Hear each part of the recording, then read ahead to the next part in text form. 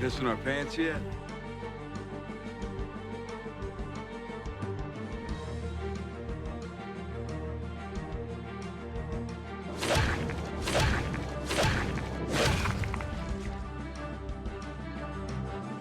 How's it going, guys? It's the Air Raid Lord. Welcome back to another Season 7 vlog for The Walking Dead. In this one, I'm going to be reviewing the first half of Season 7 of The Walking Dead, the general consensus, and some of my feelings moving forward about the show, just on an episode-to-episode basis. Kind of hard to squeeze in all of the feelings that I had.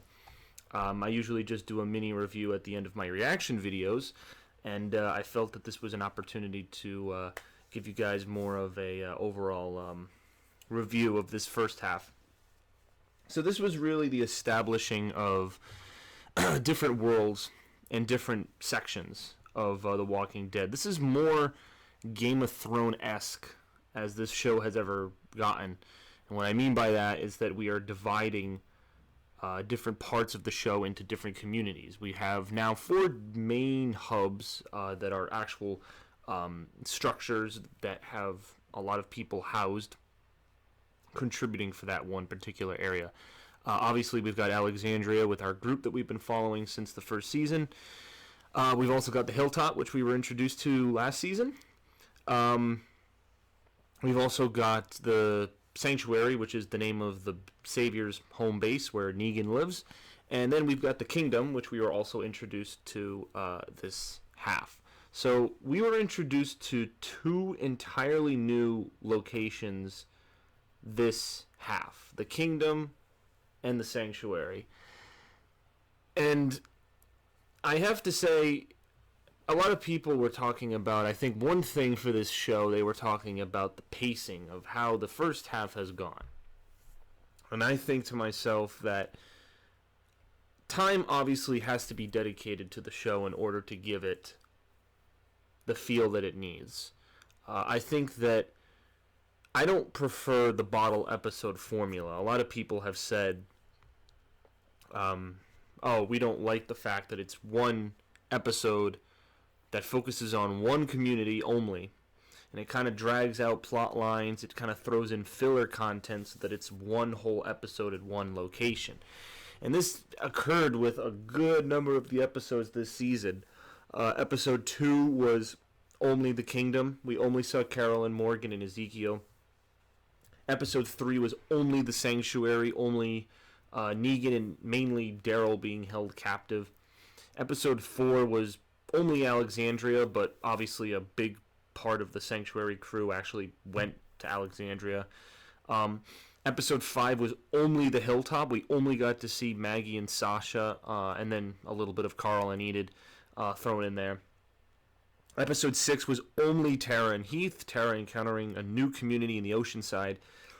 And then episodes 7 and 8, I think, got the show back on track a little bit because we got to see what I would like to see moving forward for the show, where different groups were shown for brief periods of time, but we got to see what everyone was doing. Episode 7 was mainly focused on Carl being toured around by Negan, a deeper look at the Sanctuary, hence the episode's called Sing Me a Song. But then we also got to see Aaron and Rick bonding a little bit, scavenging. We saw Michonne dealing with, what happened in her own way. We had a little funny interactions between Father Gabriel and Spencer. So it's enough diversity so that you don't feel over-invested in one thing. And I think also the mid-season finale did this as well. I think every single character in our show was given airtime. Just about, I'd say. I think everyone was in the mid-season finale because we had just about every location. The Kingdom wasn't shown, but it was, you had that guy, I forget his name, who was trying to convince Carol and Morgan to fight. So you had that scene from the Kingdom, and then at the Hilltop you had that first scene between Gregory and Maggie, and then the reuniting at the end. You had Daryl's escape from the Sanctuary, which was pretty cool. And then in Alexandria, we had the main events that went down where Spencer got sliced open and Rosita tried to shoot Negan. obviously the big moments of the episode. And then also we had Rick and Aaron on that little paddle boat trying to get the supplies from that crazy guy that put him out in the river. So diversity, and I liked it, and I think people favorably voted up that episode because it had almost a Game of Thrones-esque feel. And what I mean again with Game of Thrones is that they have so many different characters in so many different locations. They don't spend one entire episode on one character or location. They divide it between maybe 3 or 4, even 5 locations in one episode. Now, Game of Thrones has an hour to do this, and it doesn't have commercials. The Walking Dead, if it's a 90-minute episode, has an hour. And it's interesting because episodes 7 and 8 were both 90 minutes, and they were able to accomplish all of this, and they were technically an hour.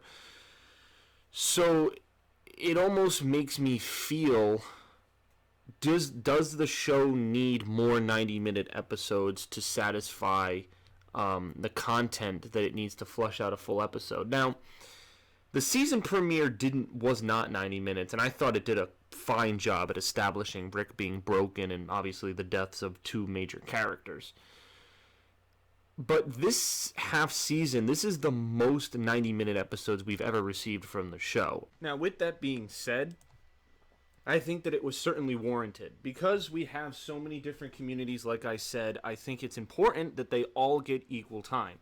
And episodes 4, 7, and 8, like I've said, all received 90 minutes worth of screen time.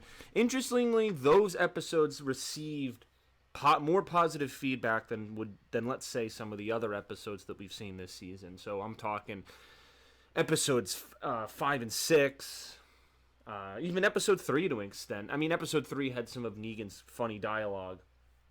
And I personally think any episode that Negan's in, the episode is, I guess, quote unquote, saved. So I'm not, particularly going to knock any Negan episodes. And I think how many episodes? He was in 1, 3, 4, 7, 8. So he was in over half of the episodes in this half season. So that's something else I guess we have to consider, because this is the first time a major villain has sprouted up since the Governor. I'd say the Governor and Negan are the show's biggest villains, the main villains of the show. Each one represents a different time in Rick's life, in his mindset, in what's going on with him.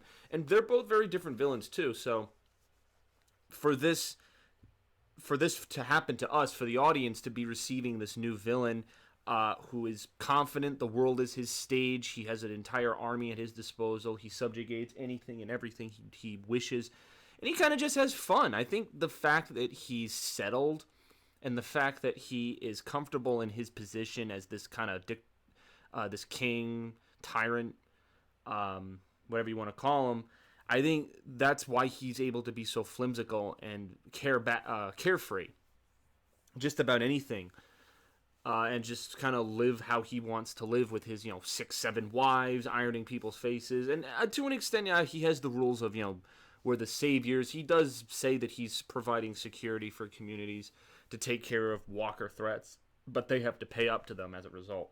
So we got to see that barter system. I think this is the point in The Walking Dead, and again, I think this is what I was saying that needed to be established, is that this is almost like, I'd say if you've seen any post-apocalyptic, video game like Fallout, the Fallout series, Fallout 3 and Fallout 4, where it's an apocalyptic world, but you have neighboring communities and you have settlements that have structure, and they're trying to carry out a purpose. I'd say we didn't really have that with the show up until this point, because if you think about it, the Governor was basically just trying to do what Rick did. He had a very small community, but he was kind of a, whenever it came to surviving and taking in new things, like he just killed anyone. Like those U.S. Army Rangers, he just murdered them all and just took their supplies. So he just plundered and really didn't have the greatest way about growing his network. Same thing with Terminus. They were just eating all the fucking people that they got, so that wasn't really working. And then Rick was, living in the prison, and at one point, wasn't really willing to take people in after his wife died. So when we moved into the Virginia section, where we got to see Alexandria, and then we saw that the Hilltop had trade networks with other communities, that was why Jesus had that quote where he said, "Your world's going to get a whole lot bigger," because this is multiple communities interacting, where the first reaction is not, "Oh, I'm going to kill you." because you're my rival and I'm in a world where there's no laws. The reaction is now, let's see if we can strike a bargain, which is exactly what Ezekiel did. Ezekiel struck a bargain with the Saviors. He keeps all of his dealings away from the kingdom so his people don't know about it. And they, exchange resources so that they can continue to coexist as of now where we're at in the show. So those are there's new themes, and I had to address those, now halfway through this video that I'm making, but I had to address that there's new themes in this season. We were building to that point. I think Rick was trying to establish the confidence of his own people in season 6, and then the introduction of new worlds was the tail end of season 6, and Rick had to kind of change his mentality of how he dealt with that, because when he realized that Negan was such a versatile threat, a lot had to change. So now we're seeing how that works, how Rick operates, dealing now that we're going to see from the sneak preview, he's going to be dealing with the Alexandria, the Hilltop, and the Kingdom. 3 communities all coming together and interacting, now gaining forces together to go fight a major threat.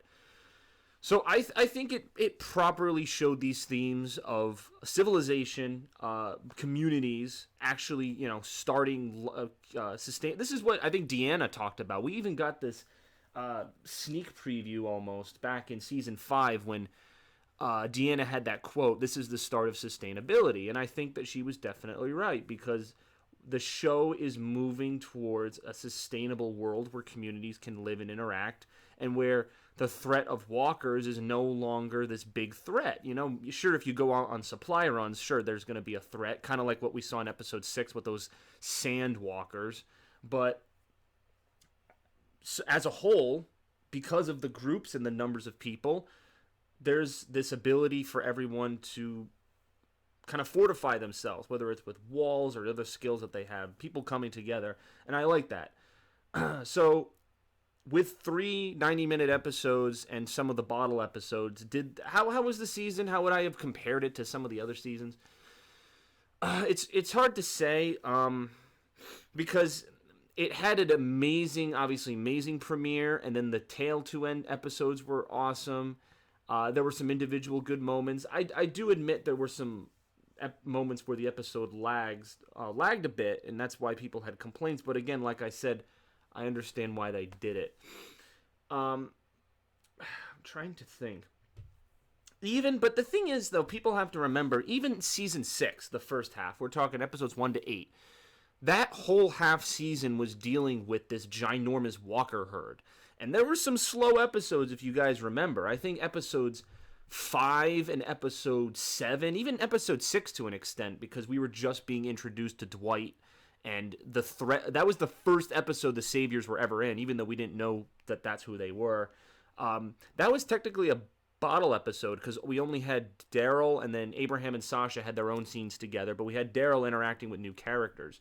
So, and I find it's almost funny. There's almost like this running joke that episode 6 is the bottle episode, where they only focus on a couple characters and introduce new characters. So this season, we got the Oceanside community full of women, and it was only Tara and a little bit of Heath.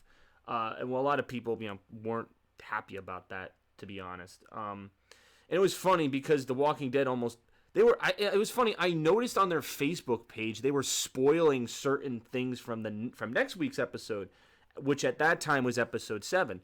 So they were spoiling some things about the Sanctuary, about Carl taking off his eye patch to show Negan. There were some they were spoiling things. Like, for people who read the comic books, wasn't a spoiler. But at the same time, not all of your fans read the comics, so it was weird. It's almost like they knew they lost some viewers from a boring / slowish episode with Tara. But I have to say, if you guys watch my episode 6 review, which is currently taken down for a copyright for a piece of fucking music, should be up in 2 to 3 weeks. I'll let you guys know what's going on with that. But anyway, in the video, I talk about how I actually enjoyed that episode. I think it, even with just Tara and Heath, I think it did a good job, and it was a decent episode. I didn't feel bored. I didn't feel like it was just, doing things. I felt that way for episode 6 of season 5 when it was Daryl and Carol chasing after the police officers in Atlanta. I thought that episode dragged on a bit too much. But honestly, in terms of this episode, I didn't think it was that bad. You know, it brought Tara back to Alexandria, and she learned what a threat the Saviors are, and you know, the characters from the women were interesting enough. I know it wasn't as good as some of the other episodes, but I didn't think it was bad to the point where I turn off the show, you know. I made a vlog a couple of weeks ago talking about the ratings of how they've dropped.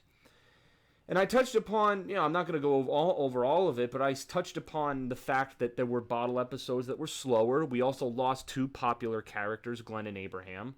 So I didn't know if that was something that people were still dealing with, and maybe they didn't like seeing our characters brought to their lowest point, and they were kind of just frustrated. But I think that's why I think the mid-season finale was amazing, because it brought all the characters together, and they have their fighting spirit back, and now they're going to fight back. Like, they're not defeated anymore, even though they're still subjugated by Negan. They have this, there's hope. It's almost like there's hope back in the show, and I hope, no pun intended, but I hope that, you know, people see that, and the mid-season premiere numbers are, a little bit more favorable. So that's my quote-unquote hope. So, so anyway, I would give this season an 8.5. If I was to rate episodes 1 through 8 and compare it to previous seasons, I'd say this mid-season was probably the best, honestly. Episodes 1, 2, and 3 of season 6 were the biggest, punch of action, and then things kind of slowed down. I'd say the second half of season 6 is probably my favorite, span of episodes so far. Just in terms of the material that's being covered in the action. Episode 9 of Season 6 is still my favorite episode of all time. The day will come when it won't be. The premiere of Season 7 came close. It was amazing for what it did.